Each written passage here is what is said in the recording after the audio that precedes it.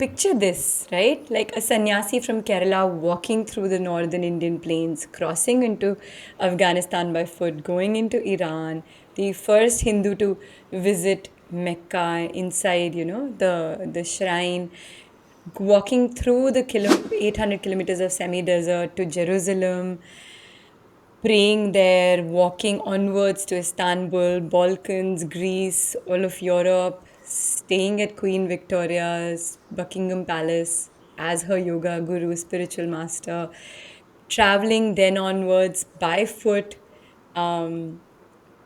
I mean, of course, he took the ship to the North American continent, but from there on to foot onto so many places, going into South America, Peru, Andes, Colombia. From there, going into Pacific Islands, Australia, New Zealand, Japan, China, and then back to Banaras. A journey of incredible stories, and the several luminaries he met, we'll mention as well in this podcast. But 80% of these travels was on foot, and the rest was through ships and automobiles. But amazing, Hindol.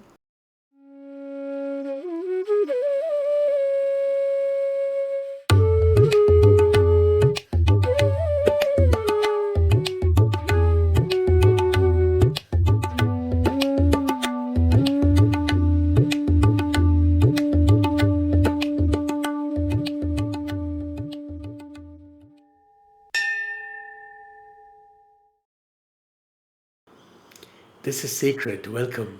Hello, Neha. Hi, Hindol. Good to see you again. Today we're going to discuss this incredible master that actually Neha discovered and I learnt a lot about. Shivapuri Baba. Incredible person, Neha. My God, I'm so surprised there's no Bollywood or Hollywood blockbuster on him and his journey. In fact, the funny thing is there's no biography or autobiography as well.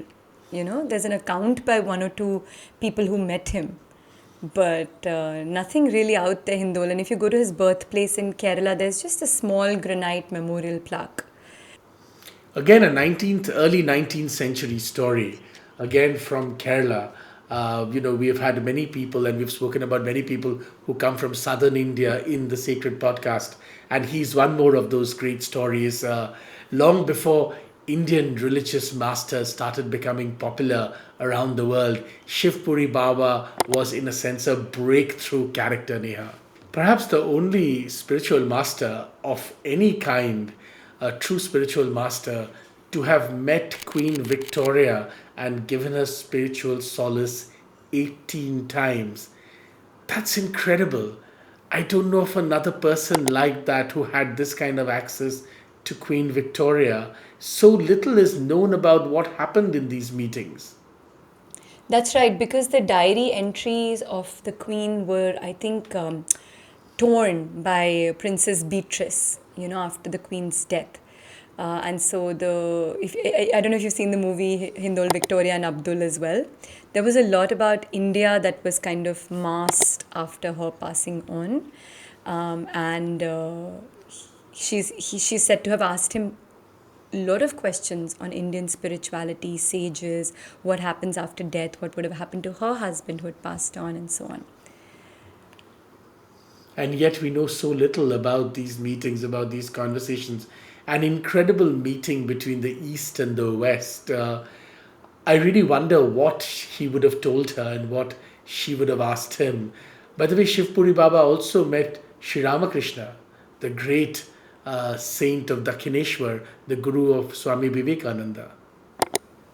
That's right, amongst many other luminaries, including Ramana Maharishi, Sri Aurobindo, Sarvapalli Radhakrishnan, our second president, was said to be really close to him. And in fact, when he went to Nepal on an official visit, the first thing he did from alighting from the plane was, I want to go to Shivpuri Ashram. And so Albert Einstein, when he was a little boy, had met Baba in Switzerland. And actually, it's a funny story, Hindol. Baba asked him, what's 1 plus 1? And he said 2. And Baba challenged that and said, look, absolutely speaking, only God exists. So the question of adding one thing to another cannot be entertained. Relatively speaking, no two things or beings are alike. So to say 1 plus 1 is 2 is convenient, but not correct. And he's supposed to have thrown up many such googlies to even Madame Curie in Paris and George Bernard Shaw and, the president of the US at that point, I think it was Roosevelt, Theodore Roosevelt. He was also, in fact, he was in America when Swami Vivekananda went for the World Parliament of Religions in 1893. He also stayed with Count Leo Tolstoy in Russia, and Leo Tolstoy is said to have been so overtaken by him that he just did not let him leave. So he had to sneak out in the night. But he had taught Count Leo Tolstoy as a cook, Indian cooking. And so many stories like that. I mean, he turned up late to meet George Bernard Shaw and he said, "You Hindus are always late." And he said, "Yeah, but we're free from the clutches of time, unlike a lot of you who are bound by it." And he was said to have this very funny bone as well, you know. But because he's lived Hindol for 137 years, he spans this whole generation of thinkers, philosophers, presidents, prime ministers, kings who he's met in several countries. What an incredible life. Just this great span of his life. Imagine all the things he would have seen and all the amazing people, of course, that you were detailing out or that he met, what he would have seen them do and achieve, and in what point of their life did he meet each of them, and what teachings he imparted to them. I mean, truly, in a sense, today we talk about Vishwaguru. Shivapuri Baba perhaps was, in a sense, the OG of Vishwagurus. Yeah, you're so right because in the few accounts that we do have of some of the people who've met him, you're right, he has mentioned and seen the growth of these masters. So for example, he tells about, at what point did Ramana Maharishi actually meet God, or he's kind of sheds a light on Radhakrishnan's growth and how he's seen him change over time, or he says that if you want to read the Gita, a great rendering is, of course, by Adi Shankaracharya. But the second one that's really important to read is what Sri Aurobindo has written. And the commentary on the Gita by Bal Gangadhar Tilak should be picked up as well. And he's also mentioning, at what point Aurobindo is at and where he's seen him get to, etc. So you're right, because he's this Vishwa Guru of sorts. He has met all of them, stayed with many of them, imparted his wisdom. There is a famous anecdote of him talking to Ramana Maharshi after the robbery happened at the Ramana ashram. And Ramana asked him, why would this have happened? And so he mentions the concept of sharing, dana, charity. So apparently, since after that, charity, so food when it's being cooked at the ashram is now first fed to the poor and then distributed. And so he's had exchanges with Mahatma Gandhi and so many other luminaries and influenced them, and of course been influenced by them as well. But he spans this global sort of footprint and reach of Indian philosophy in a way unparalleled. And what's unfortunate for us is it's undocumented. When someone approached him and said, "Can I write a biography of you?" He said, "Me? Wait, why? What have I done? It's no use." You know? And when someone probed further, he said, "Look, I can talk, people can be distracted by my travels, by all the luminaries I met, all the anecdotes I have, but that will still not get them into finding God. The right life, as he called it. That will take away from that. They need to just focus their attention on that. They need to practice the teachings of the right life. That's most important than getting lost in words. And anything, anyways, I say, is not original. It is as old as creation itself. It is the word of God. So it's been said before by many masters. It's being said again. So he didn't encourage any writing on him, which I thought was very fascinating. Because what a story that would have been to know in detail. But many incredible saints are a bit like this. They really take the focus away from them.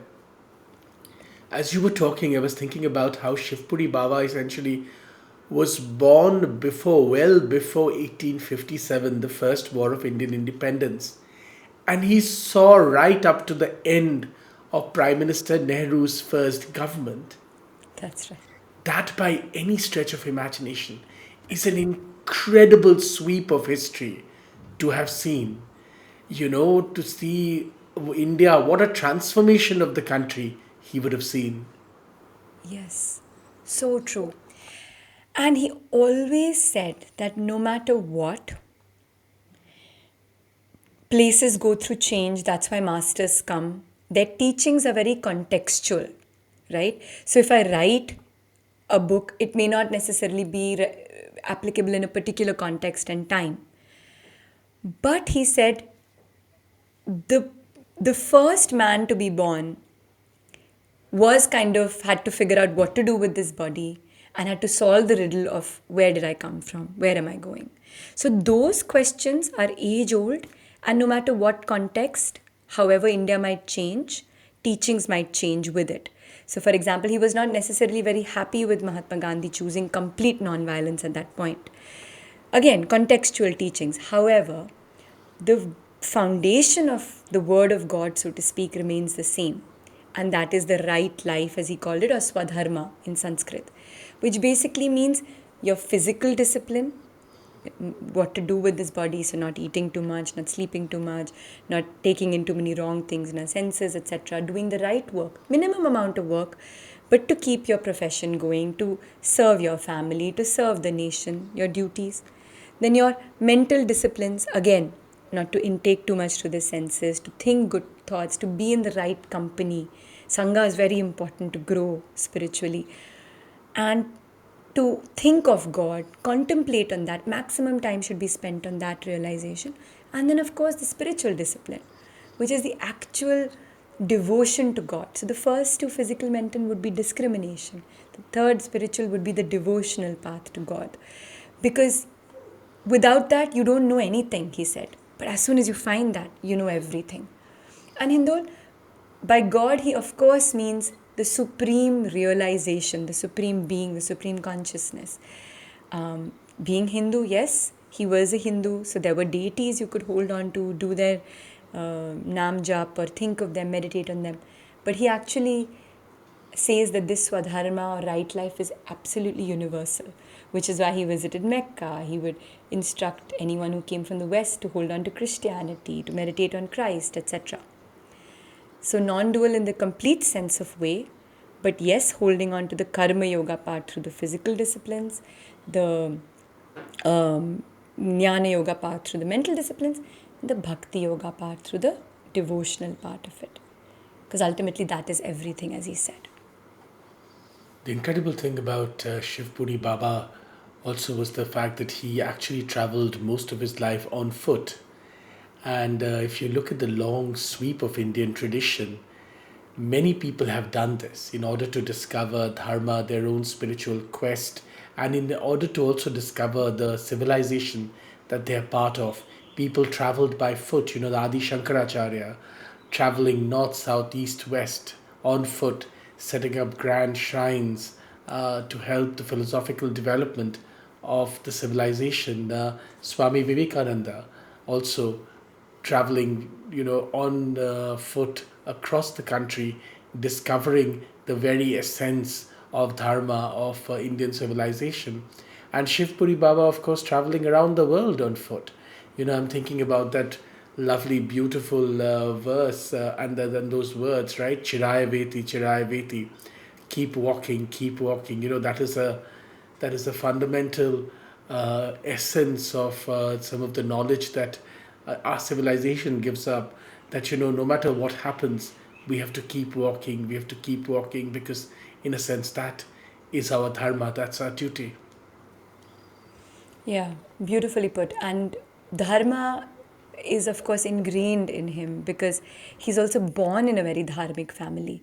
So, just to go back into his birth, it's fascinating how rich they are. And why I'm saying fascinating is leaving those riches, right? So, his great grandfather was a minister in the court of Tipu Sultan, and his grandfather is a very famous astrologer, mathematician, so accurate that he even predicted his own wife's death. She was to die by a snake bite. And being so dharmic that she didn't want to cause harm and scare the children, in the house, like the snake was supposed to come today. She went and told them the evening story that she would. There would be discussions on um, Dharma and the sacred texts of India. And then she went and slept at night by the snake bill so that, the snake would bite her. Now, just with his eyes, he could tell if the planets have shifted, even by an inch or two. And the parents had died very early. So this grandfather and grandmother had raised him, Shivapuri Baba, at that time, Jagannathan Nambudiri, and his twin sister. And at 18, when he was 18, his grandfather said that now, as per the Hindu ashrama system, I should retire to the forest and meditate, Why don't you get married and look after your sister, you and the family? And he said, no, I want to follow you. And again, as following the Dharmic way of life, they meditate in the forest for the next till he's 25. That's when his grandfather leaves him. But being such a clairvoyant astrologer tells him that I'm leaving this bag of precious jewels with you because you will get enlightened. Once you get enlightened, I want you to use these jewels as we have always distributed. Our families always shared wealth. Don't take from anyone and travel the world teaching and helping people see the light. So he meditates, goes deep into the Amarkantak forest in Narmada region where a lot of other people have attained self-realization. Lives amongst leopards, tigers, elephants for 25 years, living on berries and wild tubers, and has just that till he gets God enlightened. And in that flash, he said, I had so many questions, but everything disappears, when he sees God. And Hindul, it's then at the age of 50.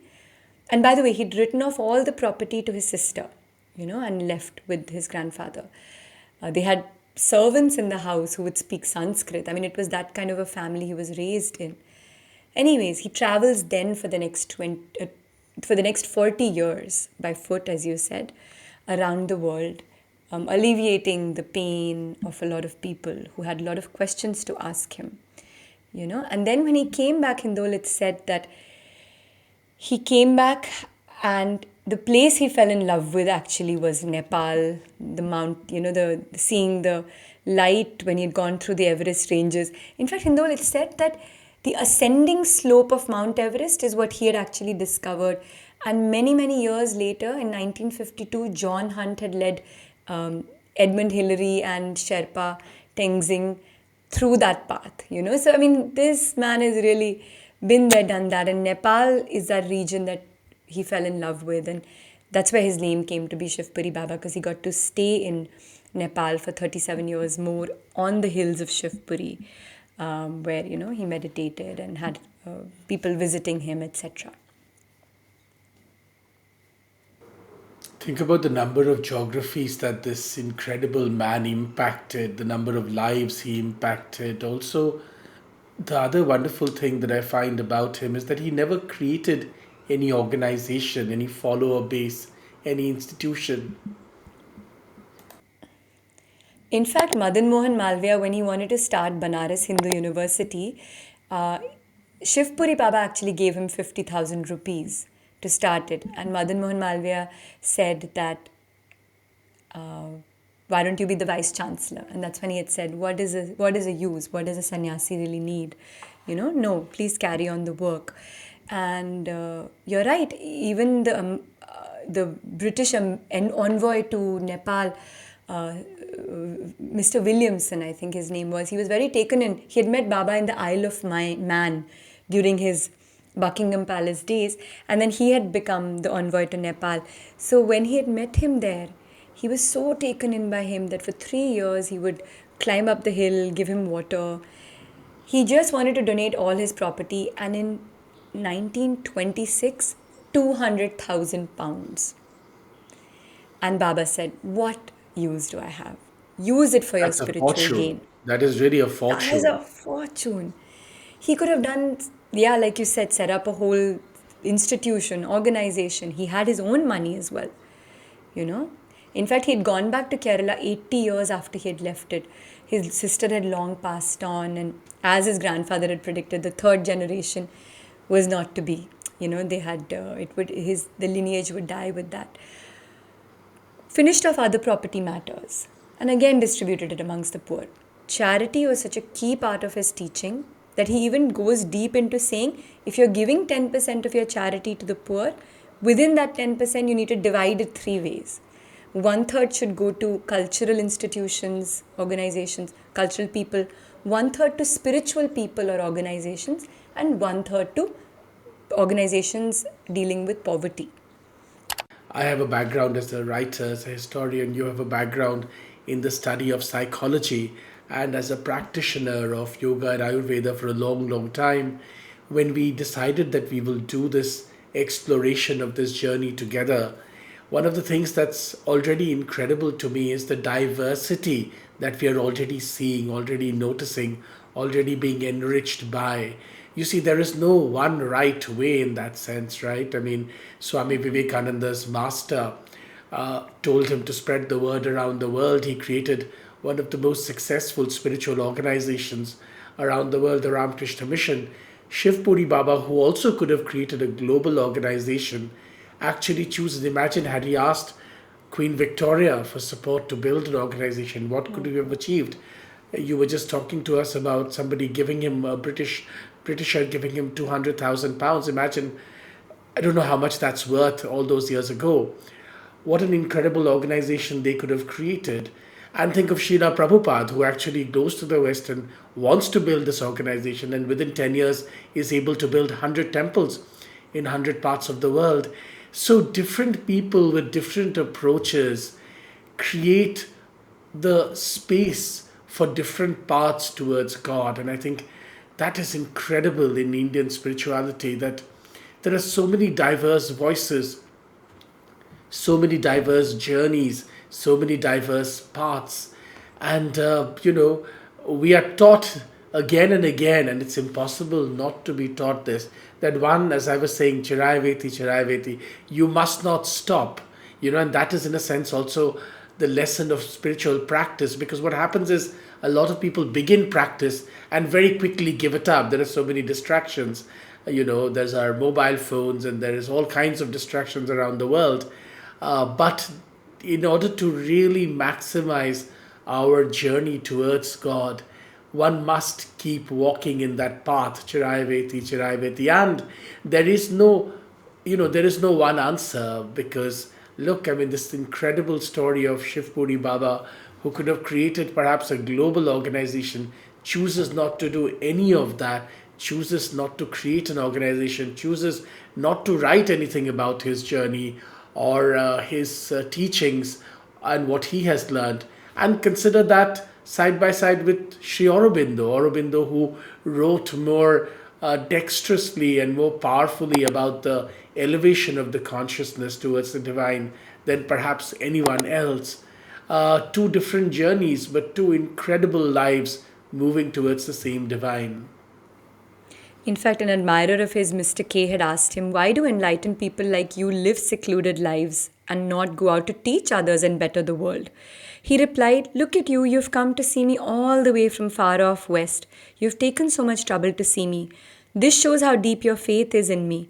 But when I tell you to practice a little more, let's say restraint in food, etc., you're not willing to do so. The world I have encountered is full of people with less faith than you have. If I go out to preach or teach, can people be expected to follow my teachings? Teachings are useless unless they are not practiced. Even as to a starving man, the possession of 1,000 tons of food is useless if he's not allowed to make any portion of it. He received the Indian education in the old Gurukula way, where it was contextual, a teacher had adapted it for that. And of course, under the guidance of his Dharmic family and his own discoveries, he had come on to certain learnings, which are timeless truths, as we always say. And as we mentioned in the beginning of the podcast, he had said, it's not mine. What is there to share? I don't want people to be distracted. They should follow these truths that have been set out by masters. So he did not. He lived this very extremely private life, as you said. In fact, if you went to take a picture of his Indol, sometimes if he didn't want it, the picture would not come.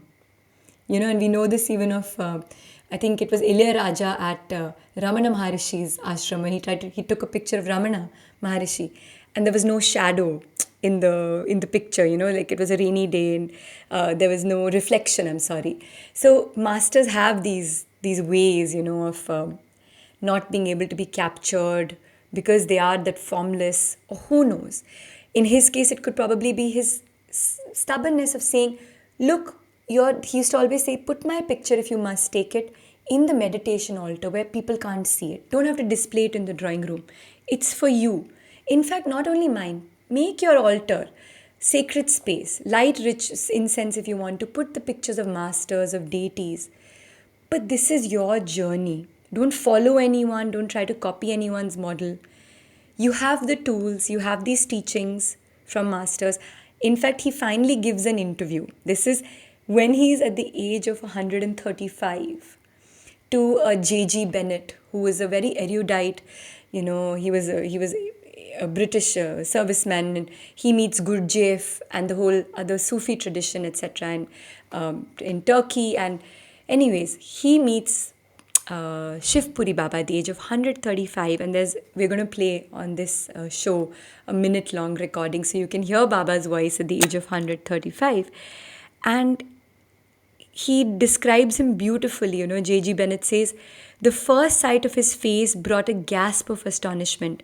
This unearthly beauty, with hair and beard of the finest texture streaming out like a halo, and eyes that had a penetrating quality that made one feel that you were standing in the presence of a being from another world. And yet Shivapuri Baba was wholly without the demeanor one might expect from such an exalted holy man. At no time during our many conversations did he make any suggestion that he was to be worshipped or treated as different from any ordinary man. So it brings me back to what you were saying, Hindol. So many different ways of these masters teaching us what they need to teach us. Now, so to say, there is smell in this flower. Can I explain that smell? Please. I cannot explain. However I explain, you cannot know the smell. If I give this in your hand, if you smell it, you know what the smell of this is. The wonderful thing about Shivapuri Baba's teachings is this teaching of Swadharma, as he called it, that everybody must follow their Swadharma. And really, what is the Swadharma? It is that in human life and its experience cannot be complete without God realization, that the very purpose of our life is to move towards God realization. And without that purpose, everything else has but little meaning. That is the core, that is the glue that's holding our experience of life together. And the step by step moving towards God realization is, in a sense, our true nature, our true dharma. The Vaishnavites say that Krishna wants you to look and gaze towards him, turn yourself towards him. But human beings and their flaws turn away from Krishna, turn away from God. And that's your choice. You are turning away from the divine. The divine wants you to turn towards the holy light, so to speak. And this teaching of Shivapuri Baba, that our Swadharma is truly God realization, is so powerful, because many of us may understand this intellectually, but to actually apply this in our everyday life is very, very difficult for most people. And I think, you were saying, Neha, a little while ago, that Sangha is really important. Sangha is important because, Satsangat, as they say, with the right kind of company, you will move towards the right direction, because there is a realization in our civilization that there are people who can do this path alone, and that's incredible, like Shivapuri Baba clearly. But for many ordinary human beings, you need the, company of, and the urging and the nudging, whatever you want to call it, or the inspiration of fellow-minded, God-seeking people. This is an incredibly important part of the journey. And therefore, if in order to move towards God realization, the Satsangat or the Sangha is very, very important. And the light that people like Shivapuri Baba, the great saint, throws on us. You were just describing a description of him as having a almost ethereal halo of hair around his face, and then the penetrating eyes. And I remember this penetrating eyes is common among many such great philosophers, such great saints. Vivekananda certainly had it. So did Ramana Maharishi. The luminous eyes of Ramana Maharishi. Incredible eyes, so full of power, so full of insight, so full of the sense that he had seen God. And I think even when we talk about these things, one realizes that what we are leading as life is only going to go so far without aligning itself to a deeper quest for God realization. The very purpose of life remains meaningless.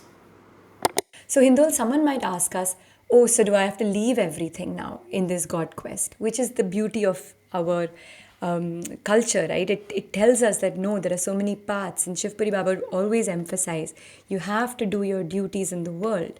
So, yes, there is the professional duty, the duty to your family, nation, etc. But do all of it for the purpose of finding God and keeping your mind on God at all times as well while doing those duties. And then minimize those duties. So don't waste your time on useless things or on negative things. Watching, seeing, being, eating, etc. That chair that you're sitting on can only be steady if the base is steady, and that base comes from your moral disciplines. Otherwise, it'll keep moving. And there's no point meditating. Because a couple of Westerners, including JJ Bennet, had asked him, but we are taught that we need to just meditate and we'll find God. He's like, that's not true. Because just as yoga explains, if you don't follow the moral disciplines of eating right and not being violent and so many other things, right? Like not coveting anything too much, not stealing, not lying, etc., then only your mind, when it sits to meditate, do thoughts come without disturbing you. And the thoughts are not of that afflictive a nature. They'll come and they'll go. It's not thoughtlessness, is not really possible for a lot of us. So he says the same thing, right? So these principles he lays out in this path of Swadharma, which is very applicable and modern. In fact, he says, Orthodox people won't like me because I'm a very up-to-date person, because he was. He knew everything about world affairs. Or up-to-date people will not like me because I'm Orthodox. But it's only the people who go beyond and want to go beyond will understand me. Those penetrating eyes that you talk about, because they're always looking beyond. Yes, mundane things are needed, but holding on to God.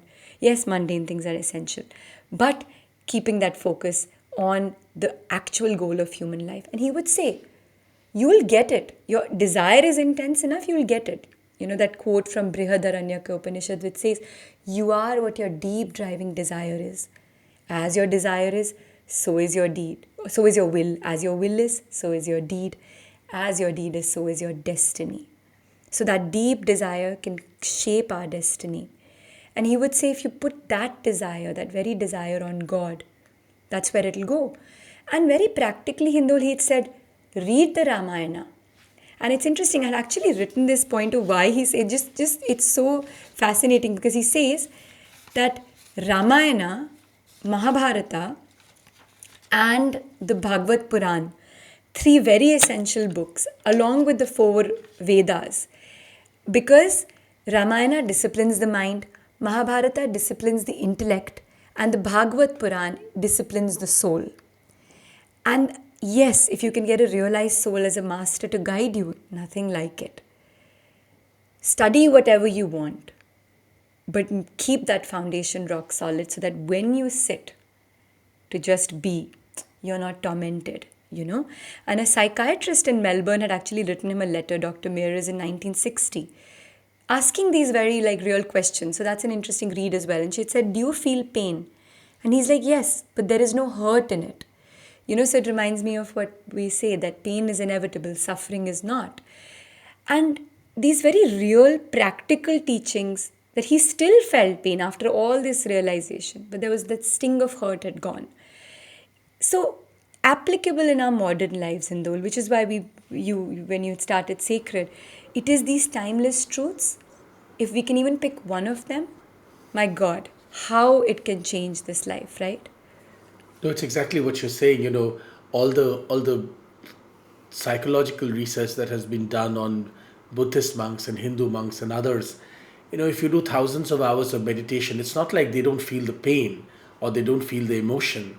They just respond in a different way than you and me. Yes. All the emotions, because there's a human body, the body and the mind will feel those emotions. It's how, because of this meditational practice, because of this spiritual practice, your whole being, your mind responds in a different way. That's something to remember. It's not like great saints don't feel these things. They do, but they respond differently from you and me. Shivapuri Baba, when he passed away, gave up his bodily self, so to speak, essentially just is supposed to have said, and this actually many monks, even in the Buddhist tradition, do, they go into a deep silence out of which they never essentially emerge again. And he supposedly just said, worship God, his final lesson, so to speak, and then went into deep sadhana out of which he never, in a sense, emerged. Um, and I always think that we are always so scared of death, but look at these people, how, what a beautiful way to die. It's almost like death is in their control. They are controlling this entire process or act of leaving a physical body. And I think one of the great powers that spiritual life can give us is this power, this ability to give up the physical body that we now have in a, as we will actually, the moment we wanted to give it up, the moment we want to shed it, so to speak. What an incredible way to give up a physical body. That's right. And even then, he did a funny thing because the person who was serving him for so many years, it stayed with him. He was obviously sad that Baba is giving up his body, and Baba said, "Bring me that chair. I mean, you'll be all alone. I'll touch it. It'll turn to gold, and then you can live comfortably the rest of your life." And of course, he was like, "What am I going to do if you're not there with the chair of gold?" Baba's like, "That's it. You've passed this lesson also. So testing you till the end." And then he said, "You will attain God realization," in which he apparently is said to have attained. And Hindol, in closing, of course, I mean, erudite master beyond words, right? Telling us that the right life is way to God, right duties and God, everything comes. Yoga kshemam vahamyamam, as it says in the Bhagavad Gita. He lived by those precepts. But being very much in the world with everyone, being able to talk about other things as well. But as he said, not frivolous things, not useless things. What is of a higher nature, if we can focus more on that, that'll be helpful. And when he was 108 and he was traveling in the train, some man in Jaipur had given him a box full of lots of notes, money. So in the compartment of the train, I think it was just for a first class compartment probably, him and a young English lady was sitting and he's counting the notes. And the English lady's like, "Okay, give me half the money or I'm going to pull the chain and tell them that you raped me." And in his classic funny way, he just started laughing and he pointed to his ears saying, "Can't hear, write it down." So she immediately wrote that down and gave him the note. And then he said, "Okay, now you can pull the chain, And so presence of mind, right? Like funny man, presence of mind, but amazing. I mean, it's such a joy. It was researching Shivapuri Baba. Never displayed his siddhis as well, except just one time. And he was very apologetic about it. So he didn't waste time on all these lower order sort of things, focused on what was more important, as you said, higher Incredible purpose for our story. lives. Truly an incredible story. The incredible journey. One more episode, one more journey into the great sacred legacies of Bharat. One more unknown or little known master. One more exploration deep into the heart of a spiritual quest. Namaste. Namaste.